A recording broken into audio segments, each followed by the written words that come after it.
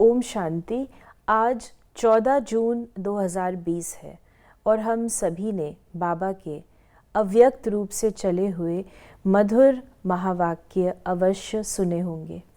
आज की मुरली का रिवाइज डेट है 22 जनवरी 1986 और आज की मुरली को और अधिक स्पष्ट करने के लिए हमारे साथ हैं आदरणीय आशा दीदी।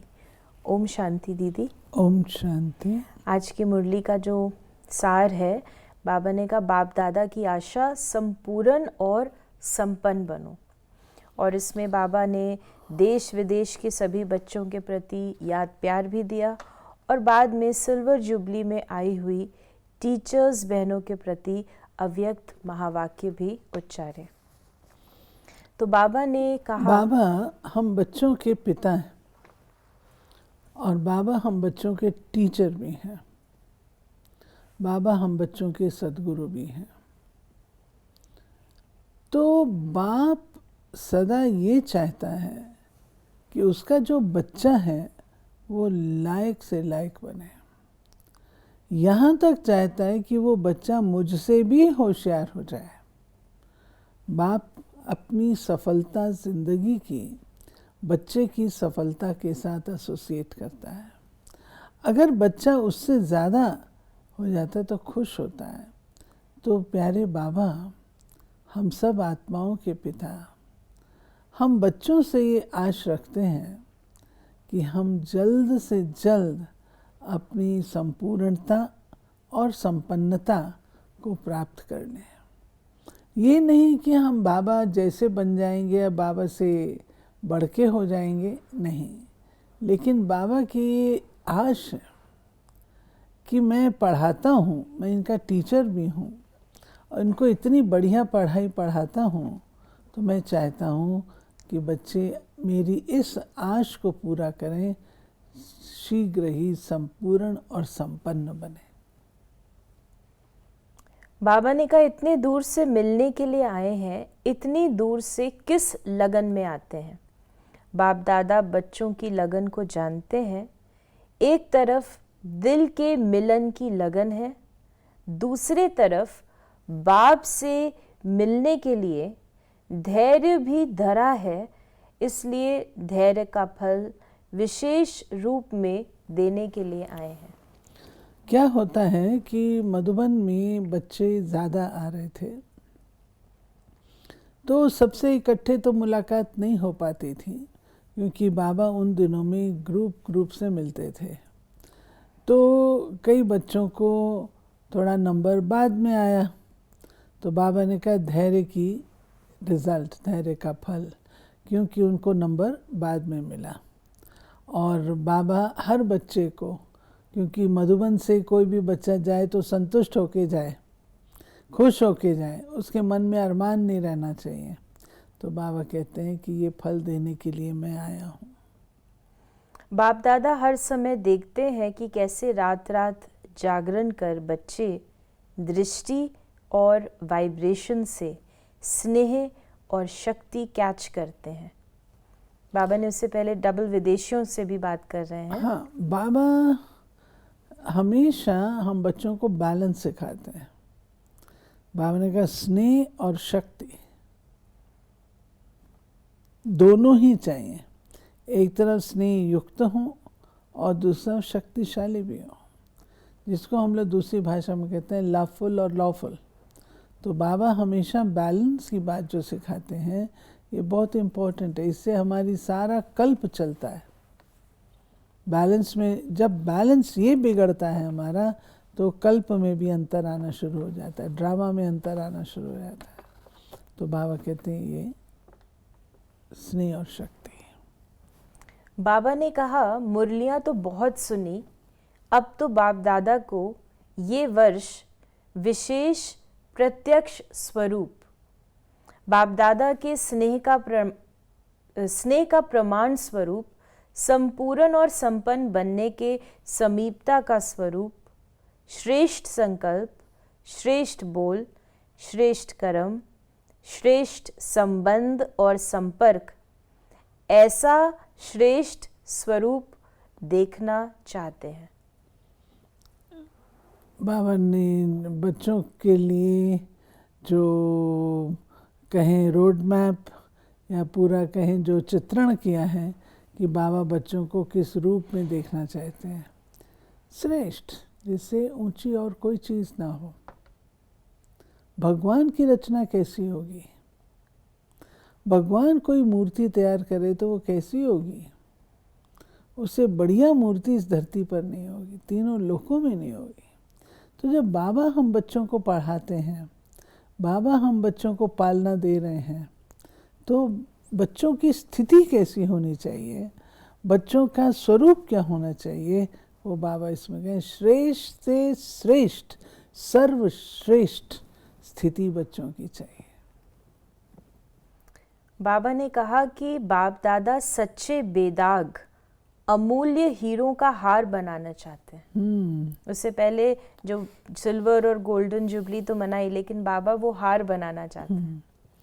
बाबा इसमें बच्चों को इंसेंटिव दे रहे हैं कि मैं माला बनाऊंगा और माला में उन रत्नों की बनाऊंगा जो कि होवनहार होंगे। तो उसमें बाबा ने कहा कि मैं जो माला का बताया बाबा ने, सच्चे बेदाग, सच्चे बेदाग, सच्चे बेदाग अमूल्य हीरे। हीरा यहाँ आत्मा का प्रतीक है। अगर हीरे में ज़रा सा भी दाग होता है ना, तो उसको रिजेक्ट कर दिया जाता है, उसका मूल्य घट जाता है। तो बाबा को कौन से बच्चे प्रिय हैं? जो बेदाग हों, कोई भी प्रकार का दाग उसमें ना हो। दाग कई प्रकार के हो सकते हैं, पवित्रता से संबंधित हो सकते हैं, ईर्ष्या से संबंधित हो सकते हैं, अन्य विकारों से संबंधित हो सकते हैं। दाग नहीं चाहिए। बाबा की नज़र बेदाग अमूल्य हीरो पर रहती है और बाबा उनको पॉलिश करता रहता है, उनको और संवारता रहता है। तो बाबा कहते हैं मैं ऐसे श्रेष्ठ बच्चे जो कि बेदाग हीरे हैं, अमूल्य हैं, उनकी माला तैयार करना चाहता हूँ, उनका हार बनाना चाहता हूँ, क्योंकि हैं बाबा के पास और जिनकी गोल्डन और सिल्वर जुबली मनाई जा रही है, तो ऐसे ही बच्चे हैं ना जो कि इतने वर्षों से बाबा के साथ हैं, अपने आप को कितना साफ स्वच्छ किया है उन्होंने, तो बाबा उनकी माला बनाते हैं। बाबा ने कहा बाप दादा ने बच्चों के हद के संकल्प, हद के बोल, हद की सेवाएं, हद के संबंध बहुत समय देखे, लेकिन अभी बेहद का बाप है, बेहद के सेवा की आवश्यकता है। अभी लाइट हाउस माइट हाउस बनना है, बेहद की तरफ दृष्टि रखो। बाबा स्वयं बेहद है। बाबा के लिए केवल मधुबन नहीं है, बाबा के लिए केवल भारत नहीं है, बाबा के लिए सारा विश्व है और सारे विश्व में हर आत्मा है। तो बाबा की तो बहुत विशालता है, बेहद है। तो बाबा अपने बच्चों को भी उस बेहद वृत्ति का ही बनाना चाहता है। इतना बड़ा बाप, और बच्चे अपने आप को हद में बांध लें, मैं और मेरेपन के कारण से हद में आ जाएं, संकुचित हो जाएं, तो वो बाप की शोभा नहीं है। ना तो वो ग्लोरीफाई कर रहे हैं बाबा को, संतुष्ट भी नहीं है। इतने से में लेके क्या संतुष्ट होगा कोई व्यक्ति? जिसको समुद्र है, समुद्र में से एक लोटा कोई लेवे तो उसको क्या कहा जाएगा? ऐसे ही प्यारे बाबा जो बेहद के हैं, हम बच्चों को उस बेहद वृत्ति का बनाना चाहते हैं। हम बच्चों के अंदर वो बेहद के संस्कार डालना चाहते हैं, जिसमें हम थोड़े से उसके लिए सीमित ना रह करके सारे विश्व को अपने बुद्धि में रखें और सारे विश्व के लिए लाइट हाउस माइट हाउस बने। बेहद की दृष्टि बने तब सृष्टि परिवर्तन हो। नज़र ही नहीं जाएगी तो कैसे काम होगा? ऐसे प्यारे बच्चों की जब नज़र, दृष्टि बेहद की पड़ेगी तब तो परिवर्तन होगा ना। अगर वहाँ तक दृष्टि ही नहीं गई है, वो मेरे एजेंडा में ही नहीं है, तो उसका परिवर्तन कैसे हो सकेगा।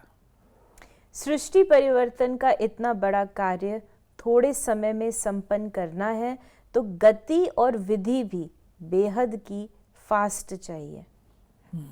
और बाबा ने कहा कि आपकी वृत्ति से देश विदेश के वायुमंडल में ये एक ही आवाज गूंजे कि बेहद के मालिक, विश्व के मालिक, बेहद के राज्य अधिकारी, बेहद के सच्चे सेवाधारी, हमारे देव आत्माएं आ गए। बाबा कहते हैं ऐसा वो लोग अनुभव करें, आपकी दृष्टि जो है, आपकी जो वृत्ति है, आपकी जो संकल्प है, आपकी जो वाइब्रेशन है, वो इस तरीके के उनको महसूस हों जैसे कि हमारे इष्ट देव हमारे सम्मुख हैं। और ये होता भी है जब कोई बहुत ही दत्तचित्त होकर के प्यार से, भावना से अपने भक्तों को दृष्टि देते हैं, तो भक्तों को साक्षात्कार भी बाबा करा देता है। ऐसे 9 भक्त जो अपनी देवी के दर्शन के प्यासे होते हैं, तो बाबा उनके द्वारा, बच्चों के द्वारा उनकी उस आश को भी पूरी कर देता है। तो बाबा हम बच्चों में उम्मीद रखते हैं, बाबा हम बच्चों को इंस्पायर करते हैं, बाबा हम बच्चों में होप रखते हैं कि मीठे बच्चे तुम ऐसे बनो ताकि उन लोगों की वो प्यास भी बुझे, उनको लगे कि हम उनका आवाहन कर रहे हैं, देवियाँ आ रही हैं। फिर बाबा ने जो याद प्यार दिया है संदेश के रूप में सभी को, देश विदेश के बच्चों में, तो बाबा ने उसमें कई बातें बताई कि ये अभी प्रैक्टिकल की मार्क्स बाप दादा से लेनी है और भविष्य खाता जमा करना है। और इस वर्ष के लिए बाबा ने कहा कि याद में, सेवा में, दिव्य गुण मूर्त बनने में और साथ साथ ज्ञान स्वरूप बन ज्ञान चर्चा करने में, 4 ही सब्जेक्ट में उड़ती कला की रेस में नंबर विशेष लेने का ये वर्ष का चांस है। ये विशेष चांस ले लो, नया अनुभव कर लो। नवीनता पसंद करते हो ना, तो बाबा ने कहा ये नवीनता करके नंबर ले सकते हो। अब सिल्वर जुबली भी हो गई, गोल्डन जुबली भी हो गई, तो कुछ तो आगे और आने के लिए कुछ तो विशेष नया ही करना पड़ेगा ना। तो बाबा ने हमको उड़ती कला बताया। उड़ती कला, चाहे ज्ञान है, चाहे योग है, चाहे धारणा, चाहे सेवा, कोई भी सब्जेक्ट है उसमें उड़ती कला हो। अब उड़ती कला किसको कहेंगे? उड़ती कला वह कला है जहाँ आत्मा निर्बंधन होती है, किसी भी प्रकार के बंधन में नहीं और किसी प्रकार का आधार नहीं। आत्मा को कोई पकड़ नहीं सके, आत्मा को कोई चीज़ खींच ना सके, उन सब से निर्बंधनों के। अब व्यक्ति अगर कोई सेंटर बनाता है तो सेंटर के साथ अटैच्ड हो जाता है, तो क्या हम उसको उड़ती कला में जाने वाला कहेंगे? मैं और मेरा, मेरा सेंटर, मेरी जगह, मेरा भारत। हमको तो बाबा इस कॉन्शियसनेस से भी ऊपर ले जाते हैं। हमें बाबा इस धरती की, विश्व की आत्माओं से भी ऊपर ले जाते हैं। बाबा प्रकृति तक ले जाता है हमको। तो बाबा उड़ती कला जब कहते हैं तो हमारे सब प्रकार के बंधन पीछे रह जाएं और मुझे कोई चीज़ बांध ना सके, वो बाबा एक्सपेक्ट करता है। और बाबा ने कहा कि अभी इस वर्ष में एक्स्ट्रा रेस की एक्स्ट्रा मार्क्स हैं, समय एक्स्ट्रा मिला है, पुरुषार्थ अनुसार प्रारब्ध तो सदा ही है, लेकिन ये वर्ष विशेष एक्स्ट्रा मार्क्स का है। इसलिए खूब उड़ती कला के अनुभवी बन आगे बढ़ते औरों को भी आगे बढ़ाओ। बहुत अच्छा बाबा जब इतना बता रहे हैं कि ये जो सीज़न मैंने खोला है ये इसमें तुमको एक्स्ट्रा मार्क्स मिल सकते हैं, तो एक्स्ट्रा मार्क्स में अवश्य पुरुषार्थ करके एक्स्ट्रा मार्क्स जमा कर सकते हैं ना। तो वर्तमान का सीजन भी कुछ इसी प्रकार का नजर आ रहा है। कोई ये ना कहे हम बाद में आए थे, कोई ये ना कहे कि पुराने तो पुराने हैं। बाबा ने कहा मैं ओपन करता हूँ, मैं ओपन करता हूँ, एक्स्ट्रा मार्क्स का सीजन ले लो, जिसको लेना होगा वो लेगा, और जो अलबेला होगा वो वैसे ही इसको देखेगा जैसे अन्य वर्ष का ये भी चला जाएगा। तो ये बड़ी इम्पोर्टेंट चीज़ है, बहुत ही इम्पोर्टेंट चीज़ है जिस पर हमारा ध्यान जाना चाहिए कि ये हमारा जो वर्ष है ये एक्स्ट्रा मार्क्स जमा करने का वर्ष है, तो हमें अपनी पुरुषार्थ में इसको ऐड करना चाहिए। फिर बाबा टीचर्स से भी मिल रहे हैं, तो काफ़ी उसमें भी कई बातें हैं, और विशेष बाबा ने कहा कि याद में सेवा करना नेचुरल हो, याद में रहना नेचुरल हो, इसलिए याद अलग की सेवा अलग की नहीं, दोनों इकट्ठे हों। इतना टाइम कहाँ है जो याद अलग करो सेवा अलग करो, इसलिए याद और सेवा सदा साथ है ही, इसी में ही अनुभवी भी बनते हैं, सफलता भी प्राप्त करते हैं। क्योंकि बाबा ने हमको कोई भी चीज़ सेपरेट करके नहीं है, मूल चीज़ जो है वो है याद। आप सेवा कितनी ही करें, अगर उसमें याद नहीं है, रूहानियत नहीं है, तो वो सेवा नहीं है, वो कर्म है, ड्यूटी है, क्रिया है, तो उसका क्या मार्क्स मिलेंगे। लेकिन जब उसमें सेवा के एलिमेंट में याद ऐड हो जाती है, तो वो याद जो है योग युक्त कर्म मेरे भाग्य को बढ़ा देते हैं। इसलिए योग युक्त कर्म और एक साधारण कर्म दोनों के अंतर को भी अगर आप देखेंगे तो आप समझ पाएंगे। साधारण कर्म में हम कर्म स्वरूप होते हैं, और जब हम सेवा में याद करते हैं तो हम याद स्वरूप होकर के कर्म करते हैं। दोनों में अंतर है। एक है योग युक्त होकर के भोजन बनाना, एक है केवल भोजन बनाना, दोनों में अंतर। बाबा ने कहा कोई भी आज्ञा पालन करने का बल स्वतः ही मिलता है तो सदा आज्ञाकारी बनने का बल मिला हुआ है। ये टीचर्स से बाबा कह रहे हैं। आज की मुरली में वरदान है, कर्मों की गति को जान, गति सदगति का फैसला करने वाले मास्टर दुख हरता सुख करता भव। अभी तक अपने जीवन की कहानी देखने और सुनाने में बिजी नहीं रहो, बल्कि हर एक के कर्म की गति को जान, गति सदगति देने के फैसले करो। मास्टर दुख हरता सुख करता का पाठ बजाओ। अपनी रचना के दुख अशांति की समस्या को समाप्त करो। उन्हें महादान और वरदान दो। खुद फैसिलिटीज न लो, अब तो दाता बनकर दो। यदि साल्वेशन के आधार पर स्वयं की उन्नति व सेवा में अल्पकाल के लिए सफलता प्राप्त हो भी जाए तो भी आज महान होंगे, कल महानता की प्यासी आत्मा बन जाएंगे। बाबा ने बहुत सतर्क रहने के लिए कहा। जैसे ऊपर में कहा कि याद पर अटेंशन दो, ऐसे बाबा ने अभी कहा साधना पर अटेंशन दो। आपके पास फैसिलिटीज़ हों, साधन हों बहुत सारे, और फैसिलिटीज़ के आप आधार से सेवा करो तो वो फेलियर हो जाएगा। जब वो साधन नहीं होंगे तो मैं क्या करूँगी? मैं तो अपने आप को साधनों से अभ्यस्त बनाया हुआ है, तो उस समय मैं कैसे फेस करूँगी? इसलिए बाबा हम बच्चों को कहता है कि ये सब चीज़ों के गुलाम नहीं बनो, इनके ऊपर आप मालिक बन कर के कार्य करो। साधन बुरे नहीं हैं, आप यूज़ करिए, साधन यूज़ करिए, लेकिन साधन के गुलाम मत बनिए। ये इम्पोर्टेंट है। आज का स्लोगन है अनुभूति न होना युद्ध की स्टेज है, योगी बनो योद्धे नहीं।